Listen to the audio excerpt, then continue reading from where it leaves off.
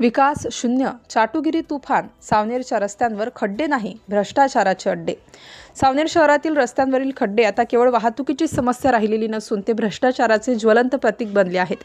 रस्त्यांची दुरुस्ती करू अशा आश्वासनांनी आता जनतेचा विश्वास गमावला आहे, कारण डांबराचा थेंबही न पडता नेत्यांनी शहरभर मोठमोठ्या होर्डिंग्सची रेलचेल सुरू केली आहे। काम शून्य, बॅनरबाजी तुफान, शहरभर ठिकठिकाणी रस्त्यांचे उद्घाटन, काम पूर्ण झाले, विकास सुरू आहे अशा आशयाचे मोठे फलक झळकत आहेत। विविध कार्यक्रमात फीत कापून फोटो सेशनही झाले, पण प्रत्यक्षात रस्त्यांची अवस्था जैसे थे आहे। जीवघेण्या खड्ड्यांमुळे अपघाताची मालिका सुरू असतानाही लोकप्रतिनिधी आणि प्रशासनाने जनतेच्या प्रश्नांकडे पूर्णपणे दुर्लक्ष केलं आहे। काही चाटू लोकप्रतिनिधी आणि प्रशासन अधिकारी हे फक्त आमदार खासदारांच्या मागे फिरत राहतात आणि जनतेची दिशाभूल करतात।